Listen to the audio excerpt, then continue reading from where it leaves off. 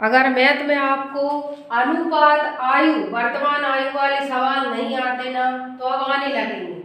पहले मैं आपको पार्ट 1 है, शुरुआत है, सिर्फ अभी शुरुआत है। बेसिक तो आपको अनुपात निकालना आते होंगे।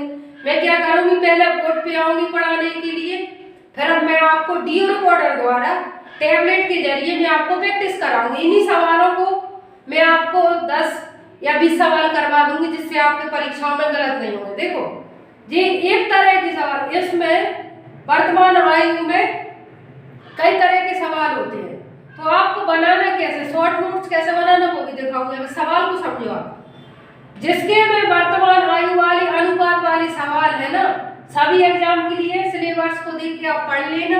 अब देखो करते कैसे है। ए और बी की वर्तमान आयु का अनुपात 3:5 है। पहले प्रश्न को पढ़ना, उसके बाद हल करना।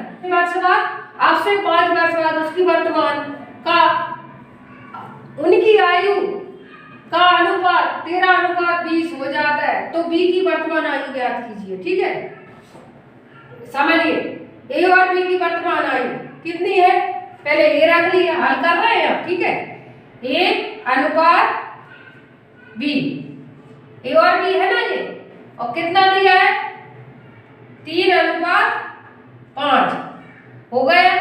अब पढ़ो, उसके बाद कितने वर्ष बाद पूछा है, क्वेश्चन को पढ़ो। जब तक तुम प्रश्न को नहीं पढ़ोगे ना, जब तक तुम्हें मैथ का कोई सवाल नहीं आएगा। 5 वर्ष बाद, इधर लिख लो साइड में, 5 वर्ष बाद। ठीक है, अब देखो उनकी आयु का अनुपात 13:20 है, 13:20 है, हो गया। जो बोला है वही लिखा है मैंने। और बी की पूछी है, किसकी पूछी है, बी की वर्तमान आयु, ये अंडरलाइन कर लो। ठीक है, देखो तुम्हें सरल फॉर्मूला बताओ, अनुपात उतार लो, अगर वैसे ना आए तो पैसा पढ़ो। ए अनुपात बी, तो 5 वर्ष बाद, कितने वर्ष बाद पूछा है, 5 वर्ष बाद। अब देखना इसमें क्या करती है, एक लाइन खींच लो ऐसे। मैं इस तरीके से समझाऊंगी कि छोटा बच्चा भी समझ जाए। देखना अब इसमें क्या करना है, जो मैंने प्रश्न लिखा था वैसा का वैसा उतार है, अभी कुछ हल नहीं किया। अब हल अब कर रहे हैं, क्रॉस मल्टीप्लाई, 13×5 65 और 20×60। ये मैंने क्या कर दिया, क्रॉस में गुणा कर दिया, क्रॉस में मल्टीप्लाई कर दिया।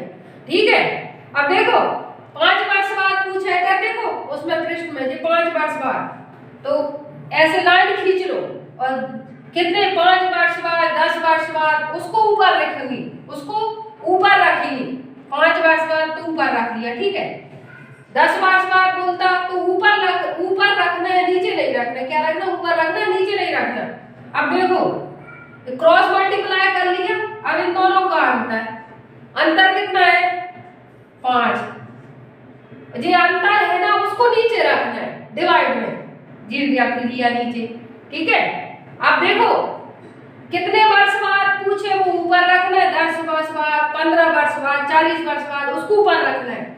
और क्रॉस मल्टीप्लाई में जो गुणा कर दिया है ना, उसके अंतर को नीचे रखना है, उसके अंतर को नीचे रखना है। क्रॉस मल्टीप्लाई, फिर दोनों का अंतर कितना है, 5 का अंतर है, तो नीचे रख लिया। अब देखो पहला 3:5 है और दूसरा 13:20 है। अब दूसरे वाली संख्या का, कौन सी दूसरी वाली संख्या, ये वाली, ये वाली, इसमें कितने का अंतर है, पहली वाली नहीं, दूसरी वाली। 3:5 है पहली, फिर दूसरी 13:20 है। ठीक है, अब इसमें अंतर कितना है, 7 का, तो ऊपर, नीचे नहीं, ऊपर 7×5। अब काट दो, देखो फिर से समझो, समझने में पहले क्वेश्चन में दिया था मैंने, वो उतारा। इस सवाल को, एक सवाल अच्छे से समझ लो, इसी तरीके आपके आप 50 सवाल कर लोगे। आप क्या करते हो, 100 सवाल के पीछे भागते हो कि हमें 100 सवाल आने लगे। पहले इस विधि का सवाल आ गया ना आपको, तो इसी तरीके के आप 100 हजारों सवाल कर लोगे। क्रॉस मल्टीप्लाई किया, ठीक है, फिर कितने वर्ष बाद पूछा, तो वर्ष बाद, 10 वर्ष बाद, 50 वर्ष बाद, वो ऊपर रखना है। और क्रॉस मल्टीप्लाई के बाद जो आंसर आया है ना, इनका दोनों का अंतर नीचे डिवाइड में रखना है। और फिर पहली नहीं दूसरी संख्या का अंतर, क्या अंतर कहाँ रखने, यहाँ रखने ऊपर। ऊपर रखना, गुणा में अब काट दो, तो अपने कितने आ गए, 7 आ गए।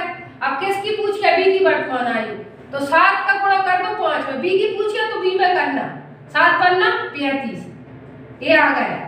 और अगर ए की पूछता तो 7 या 21, तो 21 बार और ये 35 बार, 7 का ही किया है मल्टीप्लाई, 7 का ही किया है, ये देखो 7 पन्ना 35, 7 की 21। अपन से क्या पूछा है, बी की वर्तमान आयु, बी की आई है 35 बार, आंसर 35 वर्ष।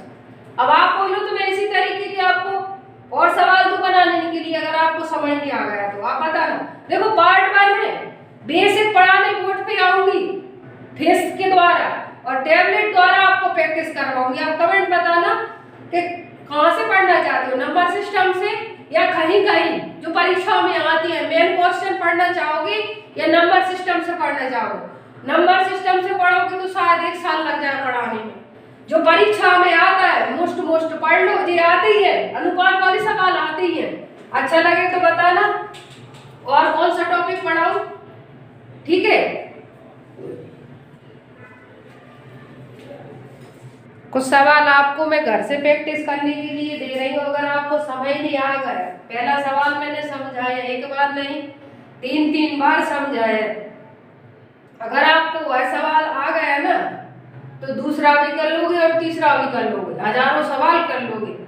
अभी तो ये एक तरह का सवाल है, इसमें कई तरह के सवाल होते हैं। इसमें अभी तो 15 वर्ष बाद, 40 वर्ष बाद, अभी बात तो आई नहीं है, फिर उसमें पहला तरीके का और दूसरे तरीके का सवाल होता है 15 वर्ष बाद, और तीसरे तरीके का होता है 40 लड़के आ गए 35 लड़कियां चली गई, 3 तरीके का। मतलब जब भी आप शॉर्ट नोट्स बनाओ ना मैथ के, तो आप आयु अनुपात आयु वाले वर्तमान वाले सवाल, तो एक विधि का शॉर्ट नोट्स में एक ही सवाल होने चाहिए। प्रैक्टिस आप कहीं से भी करो, गूगल से करो, यूट्यूब से करो, कहीं से भी करो। अगर आपको प्रोसेस आ गया ना तो आप कहीं से भी कर लोगे, रटना बंद कर दो।